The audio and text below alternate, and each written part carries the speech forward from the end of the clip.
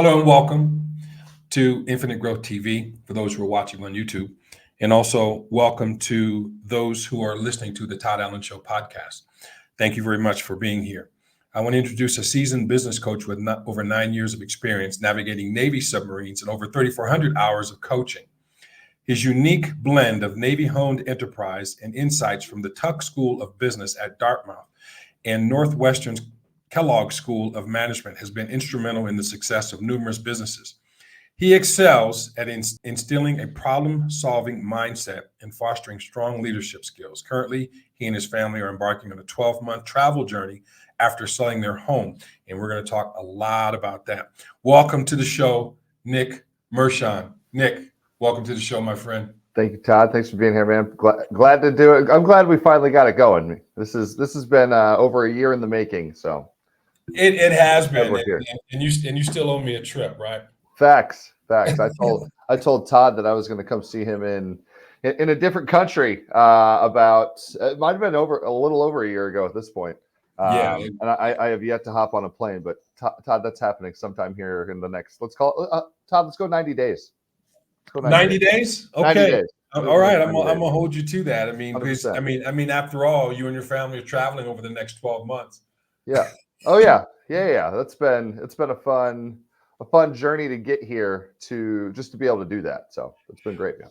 Well, the last time we spoke, you had some things that were going on and in the works, and we talked about, we joked about the Navy and the Marine Corps, and we did all that fun, interesting stuff. But let's talk about the topic, overcoming setbacks and resilience, because I think that, when we've talked a while ago, we talked about those things. And one of the things that you were doing at the time, and you kind of tried to talk me into it, was that you were doing a burpee challenge. Oh, yeah. So let's start by talking about how it takes resilience to do.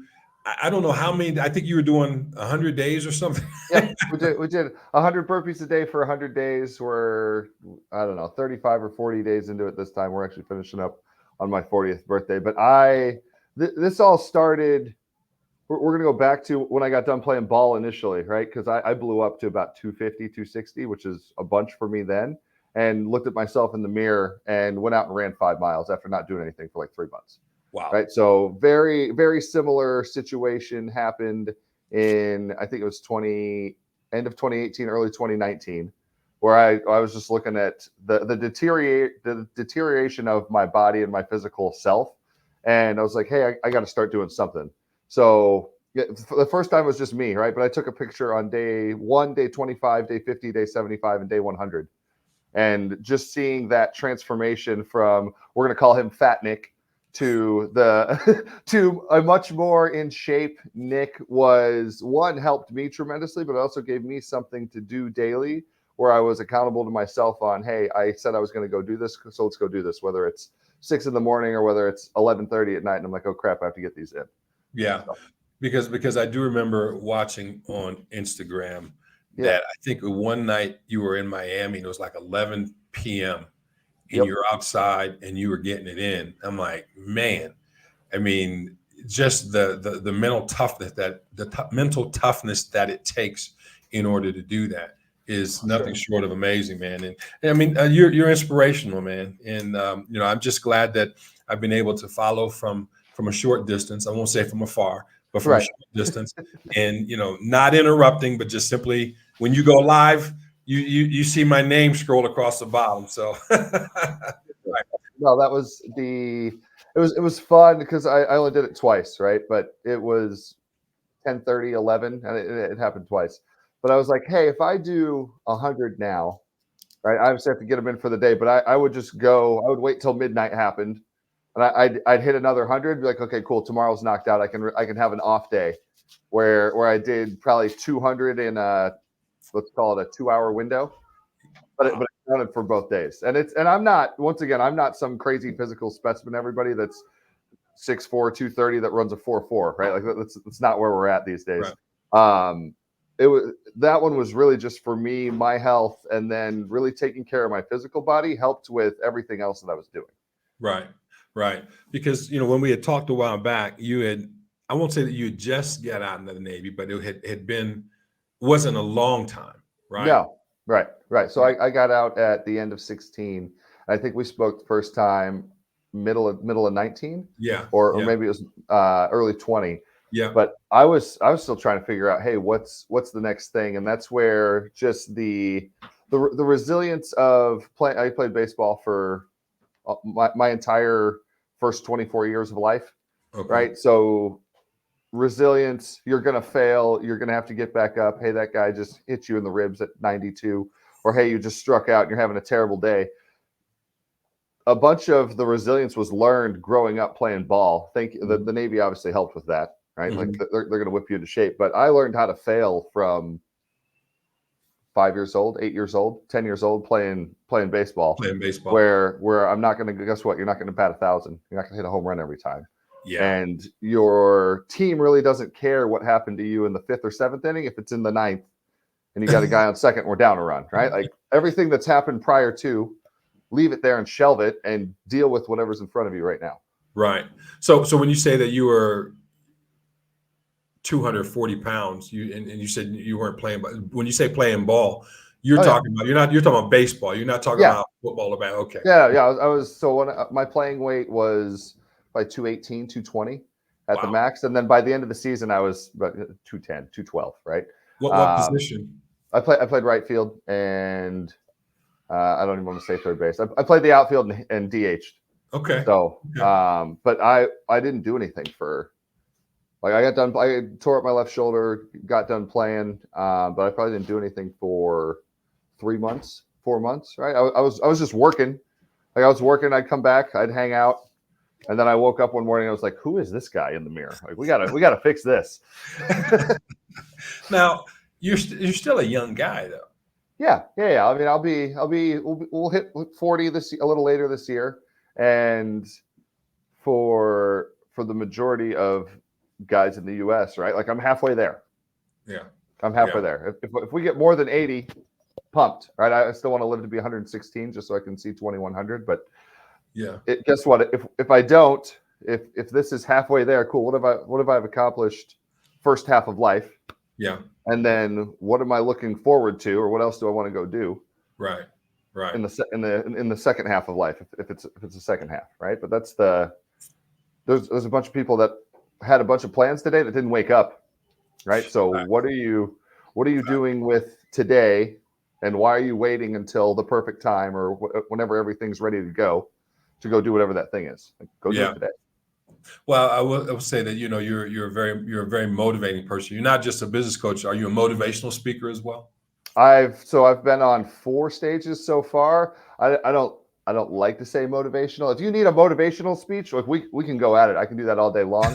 But for me, it's really putting the systems in place, putting the habits in place, and then just doing the work that I try and push out to people or try and help people with. Right? Because Okay. we can do a bunch of rah-rah stuff and be pumped for Right. a week, a Right. day, an hour. And then when you wake up and you're tired and you're hungry or you're angry or you're sore, are you actually going to go do it? Hmm. Because if you're not, at the end of the day, it's much like anything you're trying to break that's a vice. Yeah. You can have your groups or you can have whatever support group you want. At the end of the day, it's your decision. Yeah. And are you going to go do it for you, or are you going to go do it for somebody else? Or are you just going to be like, we'll throw the towel in today. I don't feel like it. Yeah, absolutely. And so what would you say? And you probably had gotten a lot of this when you were in the Navy. The difference between motivation and inspiration. Yeah. So your motivation is, hey, I heard the thing, I heard the song. There was the motivation is, I think, external, Yep. whereas your inspiration is an internal thing and something that you're driving towards, right? Yes. So there are plenty of examples there, but you can take hop on any social media, scroll for a little bit, and just type in motivational something, right? Type in motivational speaker. You're going to hear whatever the words are. Okay, cool. Mhm. If that's what it takes to get you through it, awesome. At some point, you have to internalize, hey, if I don't do the burpees today, nobody's going to know. hey, if I go have the drink tonight, nobody's going to know. If I Right. cheat on this meal today, nobody's going to know. right? You're going to know, but are you lying to yourself? Right. Right. And if you're lying to yourself, like you're done anyway. Yeah. Yeah, absolutely. Absolutely. So we're talking about overcoming setbacks and resilience, and Yes. with Nick Meshon here. Um, Nick, you said that you were driving a submarine for a long period of time.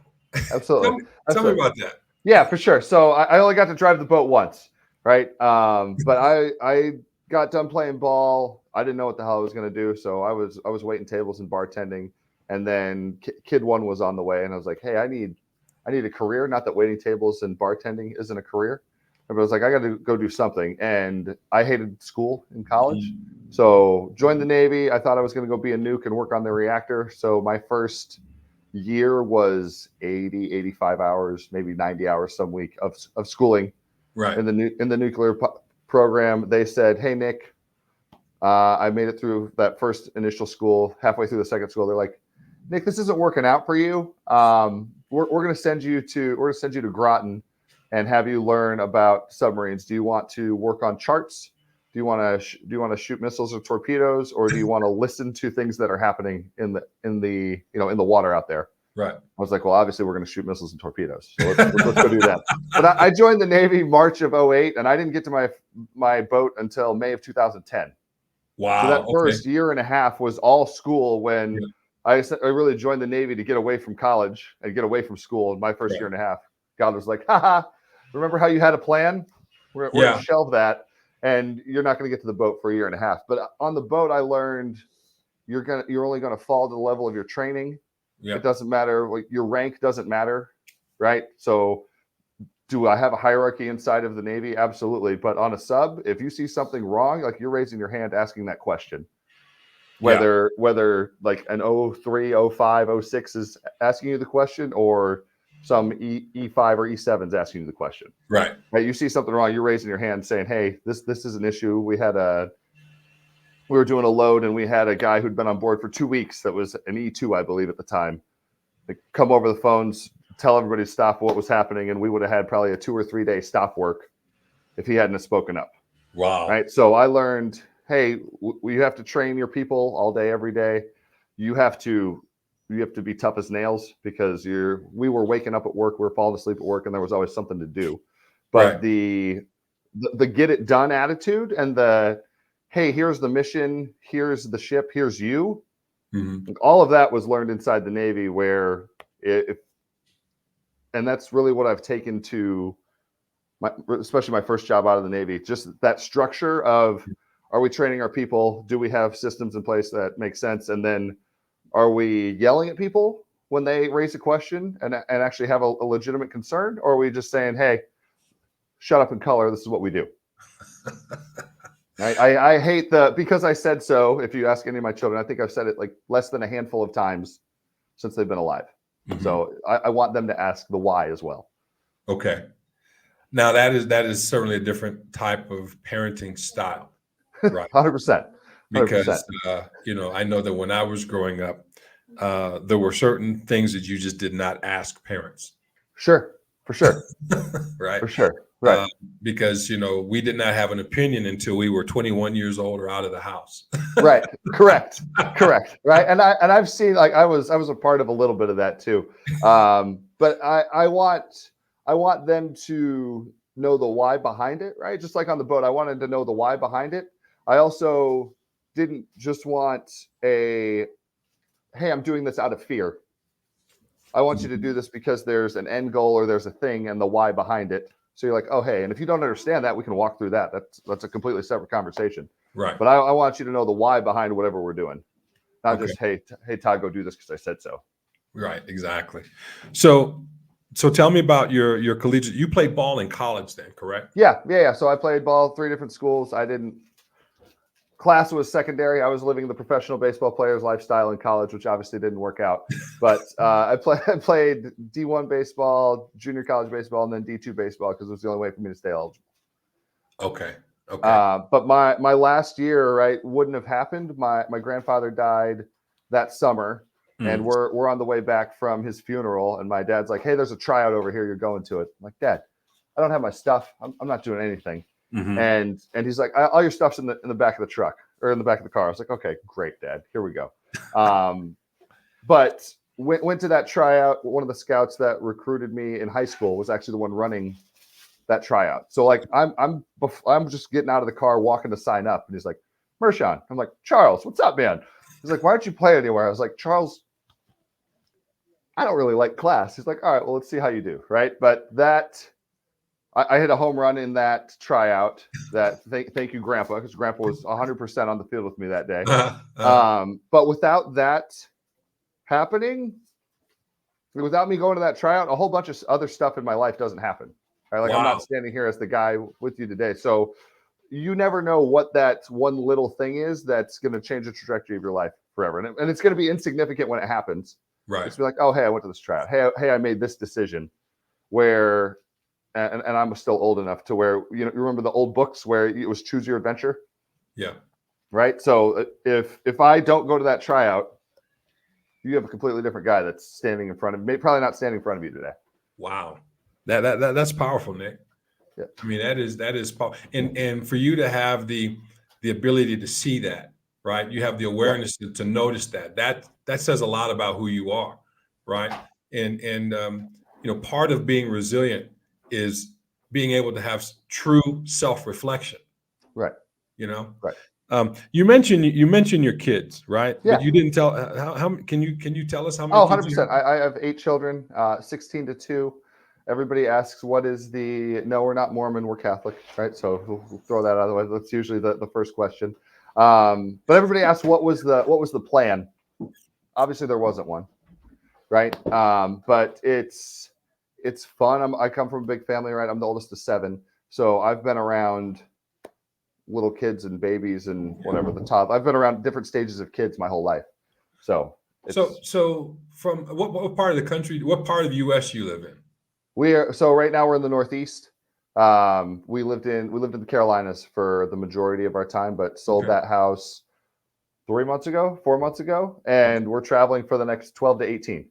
So were you born and raised in Carolina? Born outside of Chicago, and then we moved to South Carolina when I was 8, 9. Okay. So mom and dad are still there. So you're a Gamecock fan? No. One of the little brothers actually just committed there. So I've got four brothers. One of them just finished up at Ohio State. One of them plays today at 6 p.m. So go Mississippi State Bulldogs, and David, who's their starting shortstop. But no, I moved down to Carolina at 9, and I didn't understand. Like Clemson and Carolina weren't heard of in the early 90s when we moved down there. Right. So I got to college and everyone's like, are you a Clemson or a Carolina fan? Because I'm at the game, right? And I'm like, I'm here wearing like Cubs gear, here for the beer and the drinks and the atmosphere. And everyone's like, you don't have a team. I'm like, you guys are both 6-6. And you're pumped about winning this game where you're 6-7. Congratulations, but it means nothing. Right. No, I have no dog in that fight. Obviously, if Pete ends up at Carolina and doesn't get drafted, then I'll be a Carolina fan. But I have no dog in that fight. So if I'm correct, Mississippi State has a pitcher that throws both left and right-handed, correct? He does, and he throws with velocity, 92 from both sides. I mean, I don't know what the rule is, but I mean, can he switch gloves during an inning? Oh yeah. So he's got a 6-finger glove, so he can't switch mid at bat. He has to. It's a by at bat thing. And he has to be either a left-handed pitcher or a right-handed pitcher for that at bat. But somebody put, twice double the trouble, right? Or double the something on, I think it was Twitter or Instagram a while back. And I was like, he better get double the signing bonus when he signs. Yeah. I mean, if you're throwing pills from both sides, man, I mean, goodness gracious. I mean, right. Well, I mean, you could essentially, and I don't know that he would ever do it, right? But if he wanted to, he could be a righty. It's because most pitchers in the bigs pitch every 5 days. Right. He could be a righty on day 1 and then come be a lefty on day 3 and double his number of starts. Obviously, they're going to situationalize it based on who the hitter is. Right. But if he wanted to, he could start 50 games every year instead of 25 every year. So let's just assume that this is one of your clients, right? Sure. Let's just assume it's one of your clients. Yeah.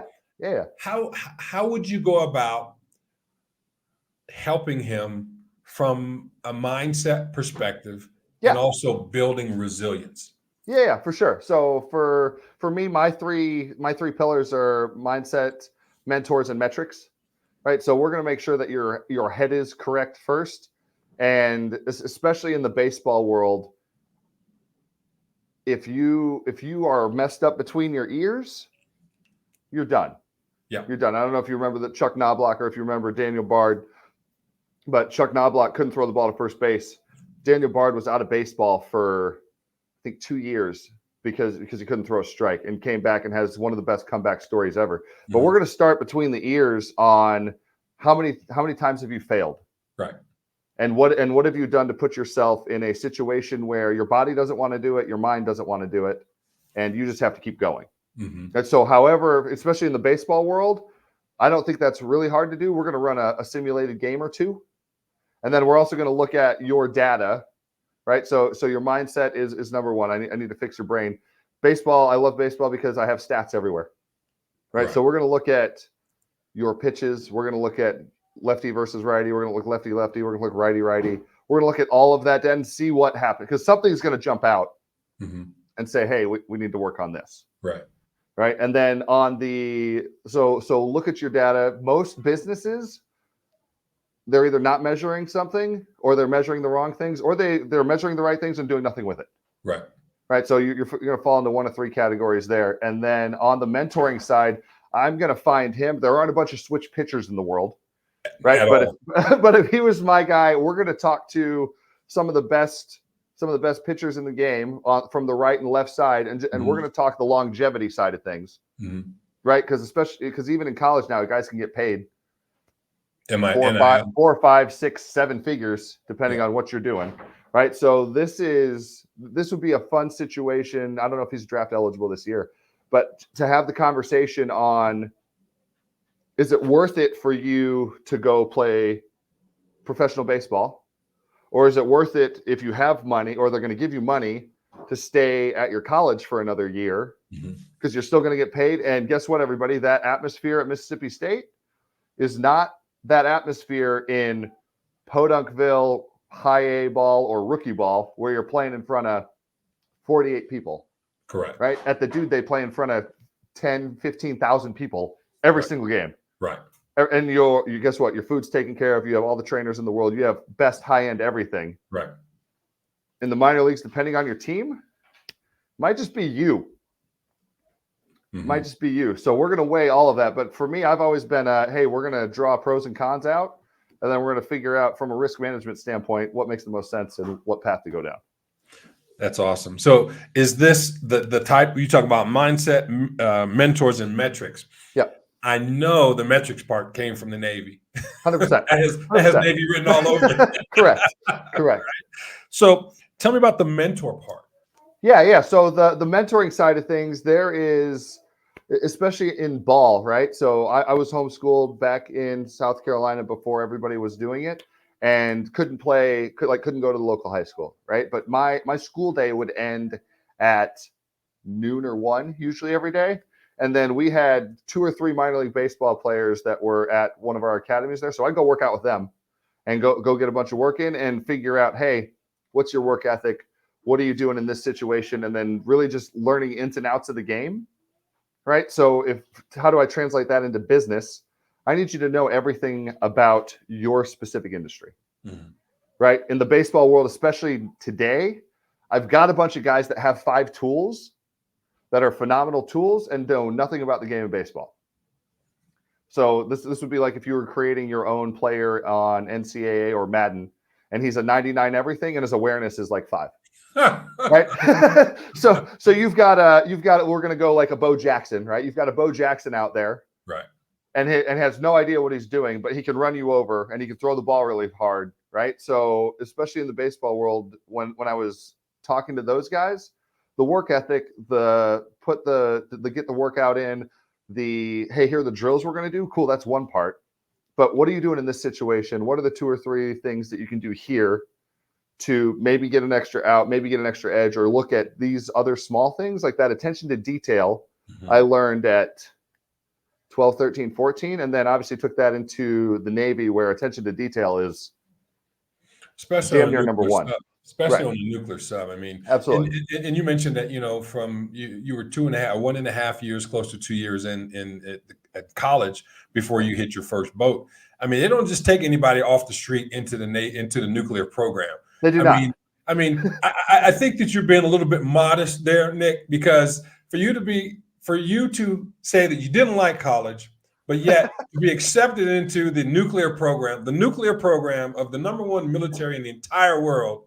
Come on, Nick, It man. was so. I appreciate the humility. Okay, No, it's I all good. appreciate the humility, but I also hear BS I also know BS when I hear it too, man. No, so that was that. I tried to join the Air Force first, right? So I had all my stuff done, and I went down to MEPS, and they're like, "You can't see." I was like, "You're damn right, I can't see." I was like, "That's not.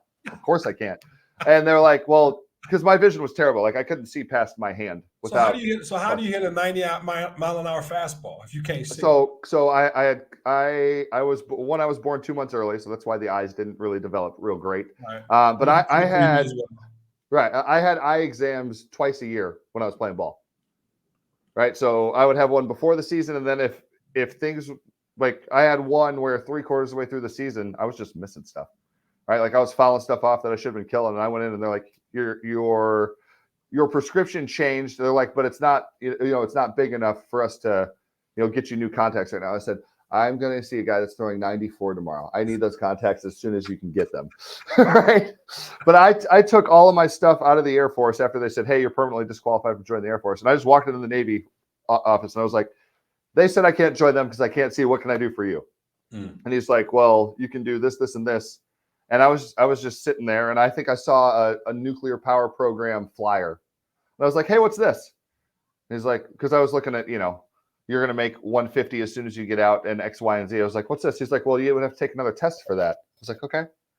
He's like, well, when can you take it? And then I went and took the test, and he's like, you passed. I was like, do people not? I'm like, this is like standardized. Everything's in front. Like the answer's in front of you. Right. So, and this is not crapping on people that don't take standardized tests well, but I was like, the answer's in front of me. It's not those two. Okay, cool. I got a 50-50. Let's go. Right. But that's also a testament to me. Like I read a bunch as a kid, and I was also the weird kid who would, if I didn't have anything to do, like I go grab the dictionary and just go ham for like an hour. Right. So whether that's an audiobook now, the two things that I do at every job, I want to be learning and earning. Right. So can I make a bunch of money? Awesome. And then what am I learning while I'm doing it? And that's where really the thank you, Mr. Cardone. Right. But I got paid really well for a year and a half to learn everything I could about sales, learn the ins and outs of business, and then obviously help as many business owners as I could. But those are my two pillars when it comes to looking at a job. Okay. So the Navy accepted you. Navy accepted me. You went into, I mean, you could have went to the Marine Corps, which is a department of the Navy, right? Facts. Most people don't enjoy that or explain it like that. So good on you there.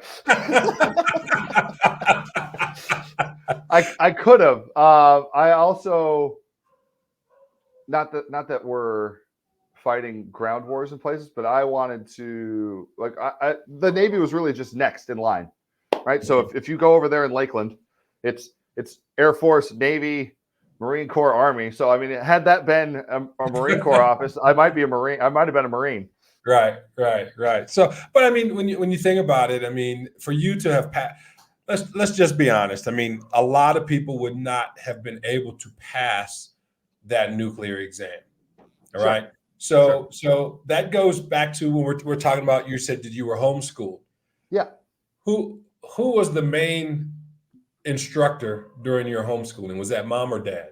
So it was mom, and then they sent me to a place for I think 1 or 2 classes that had them too.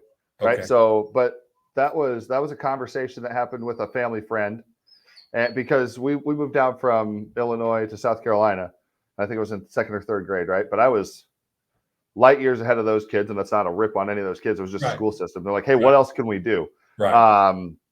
But no, it was mom, and then it was also at some point it was me on learning how to learn, right? So anybody can, if we did it long enough, we could sit down with note cards or figure out how you learn, and I can get you to pass the test. It might take 4 hours, it might take 24 hours, but if we sat down there long enough, I can go get you to pass the test. I can't get you to critically think on, hey, here's what, and this was one of the best things in the Navy, because you have your trainer, right? You have to pass to go, hey, I'm going to go stand this watch. You have all your book knowledge, and then you have your in situation. Here's what we're actually doing. Here's what the book says you can do right now. Guess what? The situation you're in is not in the book perfectly exactly how it is. So you have to be like, hey, here are the 3 things we can do. I can't do that. This I think is the best. Here's my recommendation, sir, ma'am, whoever. Go. Right. So that really learning how to make the best decision with what was in front of me, I learned at 15, 16, 17. Thank you, mom and dad. Right. So let's take this educational framework. Yeah. And now let's put it into the business coaching or the individual coaching. Yep. So you have someone who is an entrepreneur who has what they believe is a great idea. Okay. Yeah. Maybe it is, maybe it isn't. Right. I mean, everyone thinks that they have a great idea. Okay. Of course. Ideas are easy. I love ideas. Ideas are easy. Absolutely. So this person comes to you, hey, Nick, I've been a college professor for, since Jesus was a little boy. I have this skill set, but now I'm trying to take this skill set, this base of knowledge, and try to apply it to make it more applicable so that it can actually be fruitful and help me and my family. Right. For sure. Okay. What do you do? For sure. Well, so we're going to look at that baseline knowledge. And I said this out in Phoenix at our last event. There is something that somebody will pay you $9.95 to teach them. There is something and I don't know what that is for you. I don't know what that is for anybody. I was talking to a guy in the crowd, right? But we went from the guy in the crowd who's like, hey, here's what I have. I said, okay, cool. I said, everybody, there is something between your ears right now. There's a problem that you can solve that somebody will pay you $9.95 for.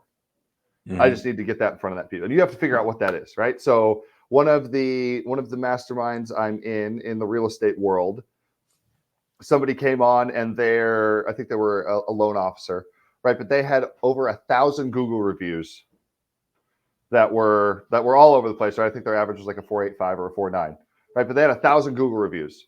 So we didn't talk anything about how do you get the next client? What are the 7 or 8 different ways you can fix stuff? We had 150 people in that room learning about what you're doing to get reviews from your clients. And that's what we talked on for a half hour, right? So, and that was when he came on, he's like, I didn't know this is what we're going to talk about. Cool, let's go this direction if this is what everybody wants. But there's something between your ears, or there's a problem you can solve right now that somebody will pay you $9.95 for. Right. Guess what? Get that in front of them. You obviously we're collecting email and hopefully phone number, or maybe both. But now guess what? Now you're building your list. And guess what? If you don't think somebody will pay $9.95 for it, give it away for $0 first.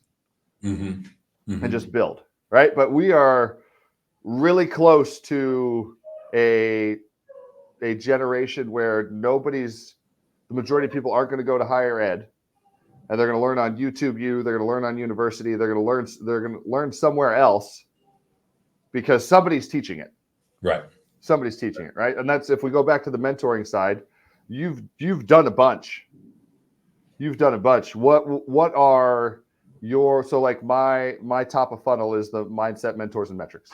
Right? And I've given it away for free. I've given it away for $10, right? But you have something that you could do similar.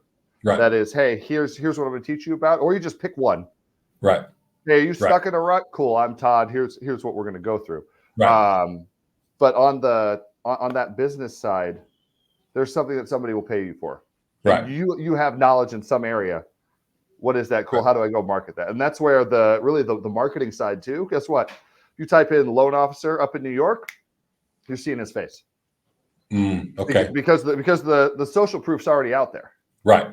right? So Right. if you are having trouble with client reviews, or you can't call your past 10 clients and get a written something, Right. are you doing as good a job as you think you are? Right.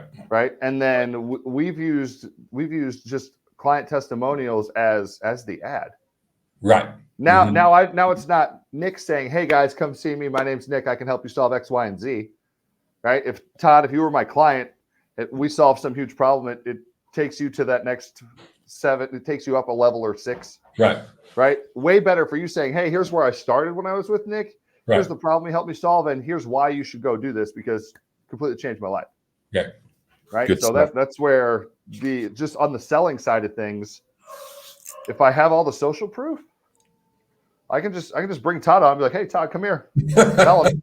Right. Todd was in your exact situation. Here's what we did. Yep. The cost to solve this problem is whatever it is, $3,000, $30,000, Yep. 300, whatever the number is. Right. Right. And that's where talking to business owners, right? They understand hey, I'm usually gonna have to pay to get to whatever that level is or to solve this problem.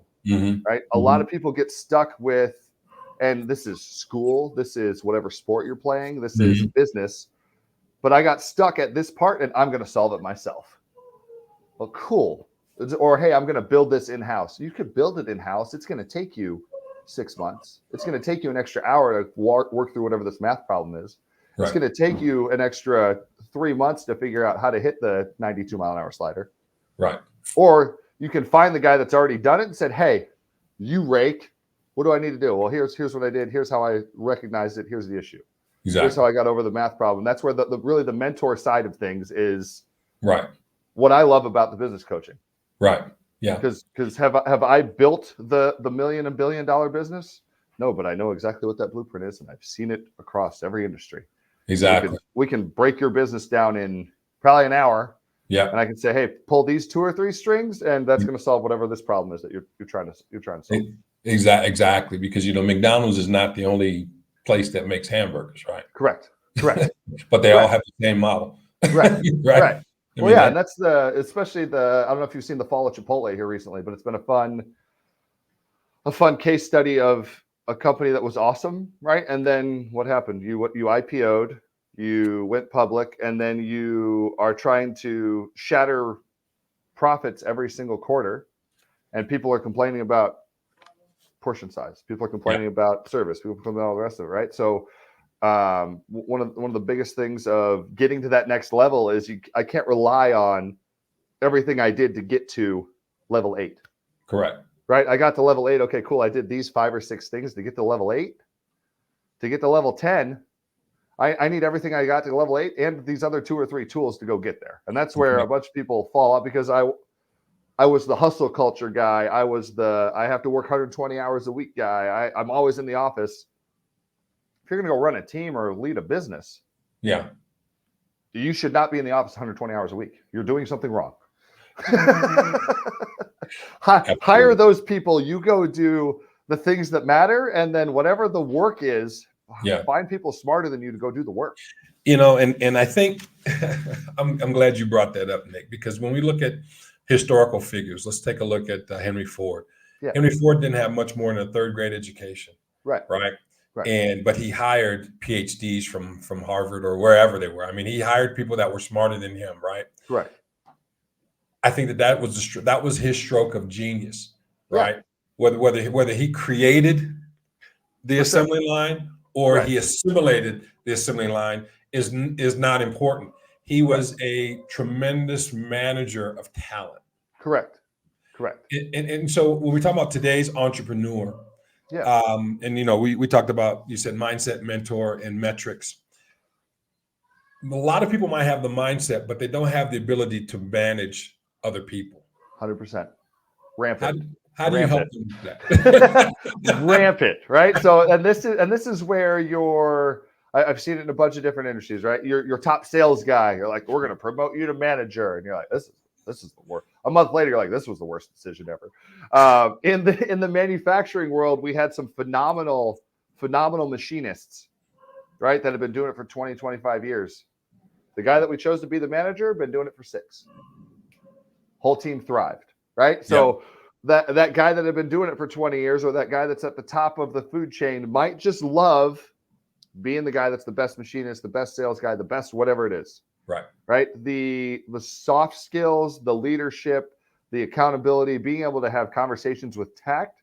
There are all sorts of different ways to learn that. But at the end of the day, Todd, if you don't want to lead people, I am not going to train that into you. If you have the wherewithal to say, I don't know how to do this, here's where I need to go improve. Sure, let's go have that conversation. But there are plenty of people who are in management and leadership positions that have zero business leading people because they don't want to. They don't want to deal with it. Yeah, and it takes a different type of personality type as well to be a leader, right? Because you can have a leader who's not a very good technician, correct? Right? But he's able to lead people. He's able to find out. Let's take a baseball manager, for example, right? Yeah. Not all baseball managers were Hall of Famers. Correct. Right? But they understand talent when they see talent, and they put them in the best positions to be successful. Exactly. Right. Exactly. And I think that when we're looking at the entrepreneurial space, I think one of the things that is lacking for a lot of people, and this is why a lot of people who go into entrepreneurship may not be successful, or even those who are successful can't go further, is because number one, they're not honest with their actual skill set, right? And number two, in order to scale any business, I believe you have to be able to manage and understand and recognize talent. 100%. 100%. And this is why, Nick. I mean, this is why when we first met, we actually met during the pandemic, right? The 2020. Okay. We met during the pandemic. It was instant connection. Yeah. 100%. Because you get it. 100%. Right? Well, I've seen so much stuff go poorly, or just go wrong, or just go awfully. Like the don't do this, and that's where, like, I want you to go experience life to get there. But your age has nothing to do with whether or not you're a leader. Your rank, your title in the company has nothing to do with whether you're a leader. I've seen so much stuff go sideways and wrong, and have so much in the don't do this box of leadership and just functioning that we could probably fill a warehouse with it, right? Yeah. But you take the good from a bunch of that, right? Because I've learned a bunch from great leaders. I've learned so much from terrible leaders on what not to do, right? But my best leader in the Navy would introduce himself to the spouses and say, "Hey, I'm so and so. I work for your husband." Right? And this was a department head who's still in doing amazing things. But we got back to the house, and my wife's like, "Why did he introduce?" I said, "Because he was an enlisted guy once. He understands that if we are doing the best we can, his divisions are doing the best we can, that his department does the best. And all he did was remove obstacles that were in front of us so that we could succeed." Right. So, and you can go Simon Sinek, you can go John Maxwell. I don't care who you're learning from in the leadership world, but your job as a leader is to make the job of your people as easy as you possibly can. And then hopefully you've got some people there that you're making leaders out of, right? So like your Belichick's of the world that have created 10, 12, 15 different other coaches that are phenomenal. Like, congratulations, you got to that position. Who did you bring with you? And how are they thriving too, right? Yep. So congratulations on your role. But my job, especially that first job out of the Navy, they had never made a floor guy a manager. Right. And we had a manager, like we couldn't fill a couple spots. And it was like, we have 5 candidates right here. Yeah. That I know could do this job. And sure, are they perfect for what they know? But they have the knowledge, because I didn't have any of the technical knowledge. Right. Zero. I knew zero about manufacturing when they hired me. They're like, "You can lead people." I said, "Yeah." Like, "Cool, we'll teach you manufacturing." Right. These guys, we had to teach them a little on the leadership side. And then the rest of it was just accountability, where I was in it. Right. And you see this in the Navy, you see this in a bunch of different places, but I was your peer and now I'm your manager. And hey, how can I set our personal relationship aside and have the Todd Nick conversation at work if we screwed something up. Right. So, but that was when we presented that, they were like, "This is great." I'm like, "How you guys have been in business for 15 years. How do we not think of this yet?" Absolutely. So we talked about mentorship. You mentioned Grant Cardone, right? Grant Cardone is Very well known. He is. But I'm going to ask you this: What is he? What is he very well known for, and how did he help you? For sure. So Grant, if you go back and you watch his interview with the Wolf of Wall Street, right? You go watch his Jordan Belfort interview. He realized inside of that, like right before that, that sales was great and marketing, if people didn't know who you were, then it didn't matter. Right. So what did I learn from Grant? I learned that you have a standard, you never lower it. You measure the right things. And then if you just look at their chart, because they show the chart everywhere. If you just Google Cardone Enterprises top line revenue, 2013, you see a bump because we were doing a bunch of sales training. And then he's like, I need to market to the masses. Right. And whether you love or hate him, I went to GrowthCon in 2019 down there in Miami, completely changed my life. Because I didn't know, I thought I was doing okay, right? We were making some money. I was in the manufacturing world. Went to GrowthCon in 19, it changed careers a year later, right? And then was around a bunch of people who were living the life they wanted to live, right? So you can love or hate Grant, but from a sales perspective, I learned a bunch there. I also learned to think way bigger. And I mean, and that's the mark of true leadership. I mean, as you said, whether people like him or don't like him is irrelevant. Right. The proof is the metrics are how many people has he helped become successful in their own right, right? And, correct. And I think correct. That's key. Yeah. Well, he's got a huge, like from a team standpoint, it's one of the, I would take that team, just the team he's built around him, right? With Sherry as the COO and Jared as his president. They could go do anything because I have a system in place, I have a process, and then I'm falling to the level of my training. Fall to the level of your training. Okay. Right. You hear that noise in the background? Yeah, you're good. I apologize. It's people got to work, right? You're working. We're working. No, you're good, man. I'm not mad at him, man. You're I'm good. not mad at him. That's very interesting that you say that, because I always say that people don't rise to the level of their goals; they fall to the level of their systems. Yeah, same thing. And you said that you fall to the level of your training, and that is so nuclear Navy. Why? 100%. Because when you make a mistake in a nuclear Navy, people die. Correct. So there's like a zero. It's like you're running maintenance on Air Force One. Right. There's a zero. You can have zero mistakes. Correct. That was our. I've got a story on that because one of my best captains came in, and this was like day 1 or day 2, right after they changed, right? And he's like, "Who here?" His first question to everybody: "Who here thinks 99.9% a great number if that was number of wins you could have?" And I was like, "Oh no!" And like 5 hands went up. I was like, "Oh, here we go." Right. And then he just went through like number of plane crashes, number of babies given to the wrong parents. Like he went into a bunch of extreme examples, right? But then he's like, if we are 99.9% as the submarine force, he's like, we would lose 4 submarines a year.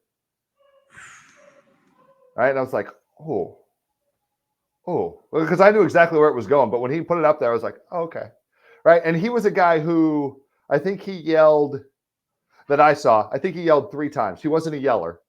Right. But if he was screaming, there was a reason, and it was justified. And it was, I think all 3 of them were safety issues. I don't think any of them were hey, I made them. They were all safety issues that people should have known better on. Just for our listeners, right? Yeah. When you say a captain in the Navy, how does that relate to? So he's 06. Okay. So has been at a minor command. This is his first major. So had a command run. This is his second major command. Okay. Right. So had a command run. Usually they go do a shore duty and then they come back, and this is their it could be their ride out tour if they want to stay in, fine. But they've already done a bunch. Hey, now I am the guy that I'm responsible for all of it. Right. And so when you're talking about a Navy captain, you're talking about someone that has experience, but you're also talking about someone that has a lot of responsibility. 100%. A lot of people depend upon this person. Right. 135 souls, and I think $2 billion in just the assets on the boat. Right. But like, hey, if something goes sideways, it's you. Yeah. But not even, but even more if it's a nuclear sub, even more if they make a mistake and they spin up and they hit the wrong target or something. I mean, it's correct. Yeah. So, Nick, what is your life's ambition? What is my life? So my life's ambition is to save 100,000 babies from abortion. That is my life's ambition, right? Okay. I give that to. So I'm the oldest of 7. My mom had me when she was 20, right? And without mom having me, my 8 children are not here. Okay. Right. So, and there's a dollar amount attached to that, right? Like I have to make 200 million. I have to give away $200 million in my life to a couple different charities that actually help with this. Okay. Right. So that is what drives me. Like, obviously my kids, I have to provide. Right. But if I was not given this life, yeah, these other 8 people aren't here. Right. And if my great grandmother died at 104, okay, she had 5 kids. My grandmother had 5, and when each of 4 of my grandmother's 5, so my mom and her siblings, all of them have 5 or more. So when we went to family reunions, we used to start with like a little picture, and by the end there, we were taking like panoramas because we were like, who are those cousins? Okay, cool, let's go. Right, but I've seen what happens when one life doesn't exist, right? And if you've watched It's a Wonderful Life, or like Gattaca's my favorite movie of all time, yeah, right? Like the underdog story can't happen if I'm not here. correct. Wow, that's amazing. And the fact that you actually have a number to that goes to your metrics, right? That's awesome. 100%. And the fact that you know how much money you have to give to Right. charity, that's awesome. So from 2 years old to 16 years old, Yeah. how do you teach responsibility to each one of the age levels? Oh, that's a fun one, right? Because guess what, everybody? If you have kids, what works with the first one doesn't work with the second Doesn't one. work. and then by like the 4th one, you're like, we got this, and the 5th one happens, and you're like, oh, this is not it at all. So just like you do in the leadership world, like I have to meet them where they're at first. Okay. Right. So whether the knowledge is great or whatever the thing is, meet people where they're at. Number one, what is the outcome you're looking for, right? And thank you, Navy, for me being able to separate. Here's the person, here's the action. This is not a personal attack on you, Todd. It's the action was this, and this, which is unacceptable. And the reason we're talking about it is because I care about you, because here's what we're trying to do, and here's where the actions fell short. Right? Really easy in the manufacturing world because the parts were bad. Right. I'm attacking the parts. I'm not attacking the person. But for in the kid raising world, there is no book. Go read the books. Go talk to people that have done it. But figure out what's worked with other parents. And I'm going to find a mentor that has an army of kids. How do they do what they do? Right. Have those conversations. But meet your kids. Meet your kids where you're at. Meet the people you're leading where they're at. What are they trying to do? Have you set goals for them? Have they set goals for them? And then once again, if it's my goal and it's not theirs, they're not going to go do it. Yeah, exactly. Go do it all. But from a motivation standpoint, if you're in a business, and you're just motivating people with money, maybe they just want 4 hours off on a Friday. Maybe something else is motivating them that's not, hey, this metric needs to be there. Okay, well, how does that help me as the worker? Right. If I don't hit this metric, right? So when you're rewarding people and you're giving them the watch or the money or the gift card, like, do they want time off? Do they just want the recognition? Hey, Todd, you're the employee of the month. You get whatever it is. Right. Right. So figuring out what motivates people can completely change your organization. And you might have thought you were a terrible leader because you're having issues. You just might not be motivating your people properly. Absolutely. So do you homeschool? Oh yeah, absolutely. 100%. So you actually do it, or does your wife actually do it, or who does it? It's a both and. So I usually have them read something, and then the majority of my things are a presentation after you wrote, right? Because I want them to be able to shake a hand, have a conversation, look you in the eye, and have the soft skills, and be able to explain whatever it is I just ingested versus, hey, I got an 85 on this test. Yeah, Well, you found Waldo 8 out of 10 times. Right, right. That 85 on the test is great, but just like in the Navy, just like in the baseball world, I could have the baseball IQ all day long. But when I go out there, if I'm hitting 150, it doesn't Right. matter. I can have Right. all the business knowledge in the world. If I don't go apply it, or I'm not Correct. helping people do it, or I'm not building the thing. Okay, great. Right. Right. Right. So, but no, figure out where they're at, and then how are you actually applying what you learned? How does that affect you right now? Yeah. And what little nugget can you take and then move forward? I appreciate that, but I disagree. You said it twice, but I got to bring this to your attention.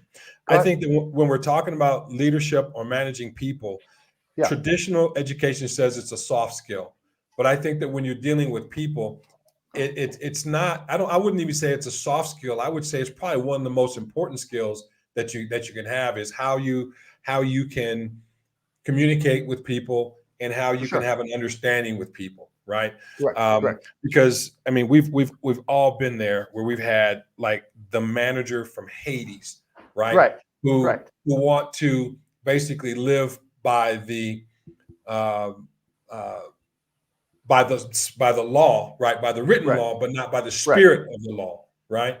Correct. Um, Correct. because I think sometimes when you pigeonhole someone in rules and regulations, so to speak, Yeah. you don't allow for other types of circumstances that may happen that require a little bit of leniency.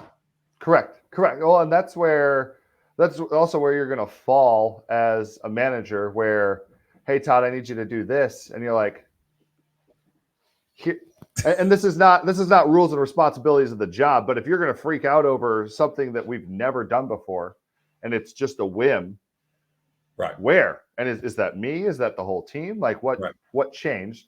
Right. Right. But no, I love that. Hey, it's not a soft skill; it's a hard skill, right? It's from a, if you're putting that on the resume or you're having that conversation, that needs to be relayed too, right? So like leadership, 100% hard skill, being able to translate that to somebody, that's where the communication comes in. Absolutely. Absolutely. I mean, it's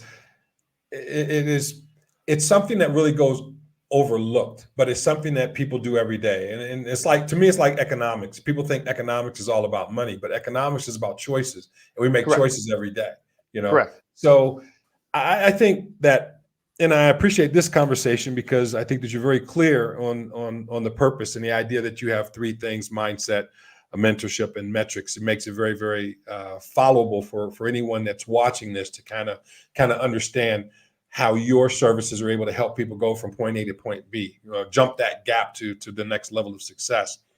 And I think it's very important that from an educational perspective, we have to change some of the traditional terms that we use. Our educational system, from a traditional point of view, and you brought this up earlier, is kind of broken because most people can go through Chat GPT or they can go through, as you said, YouTube University and learn a lot of the stuff that they need to know. Right. However, a lot of the stuff that we see on YouTube is for entertainment purposes only. Correct. Right. Which means I'm self-serving, or hey, I found this thing and then go, right? That's Right. especially in your AI world, we are either on the verge or we've already reached collective consciousness. Congratulations, everybody. But I can tap into the last 100 years of information. Yep. Am I asking the right questions? It's as smart as you want it to be. It's Correct. as smart as you want it to be. Right? And you have to recognize the bias that's in there as well. Right? Correct. And folks, this is why, we're talking about overcoming setbacks, the art of resilience. This is why you all need to, that's hearing my voice on this podcast, aside from the noise that we hear in the background, you all need to reach out to Nick. And here's how you reach out to Nick: on Instagram at Real Nick Meshon, at Real Rick. I'm butchering your name, at Real Nick Meshon. Say that 10 times fast on Instagram, right? And I'm telling you, Nick is a real one. Nick is a real one. He's a great guy. And I don't have a lot of people that I call for advice or just to chop it up with. And Nick is one of the first people on my list, right? And even though what's interesting and what I like about Nick is that even though that we may not talk directly for a period of time because life happens, right? But Nick is I always see him liking something that I put on Instagram or something, or vice versa. And he's always just a phone call away. So Nick, I really appreciate you being here. We've been doing this for about an hour. What I'm going to do is I'm going to give you the last words here. So I'm going to step out of the way here, and I'm going to let Okay. you give your last words to our guests. Hold on Awesome. 1 second here. Thanks so much, Todd. Thank you so much for this. Everybody, we talked about motivation earlier, right? And we talked about motivation and inspiration.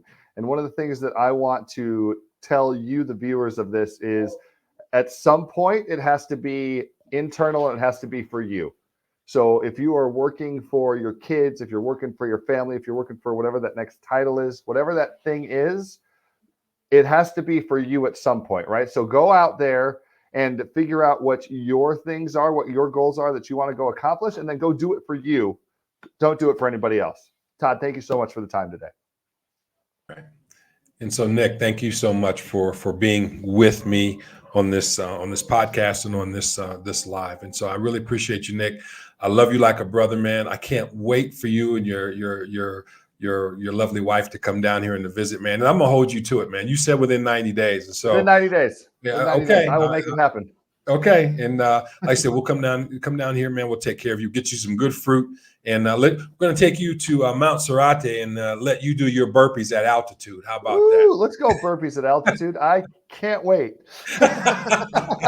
So, Nick, I really appreciate you, my friend. And folks, that's it for us here at Infinite Growth TV. And for those who are listening on the podcast, The Todd Allen Show, remember, we are what we continually do. Excellence, then, is not an act, but a habit. Until next time, you're listening to Infinite Growth and The Todd Allen Show.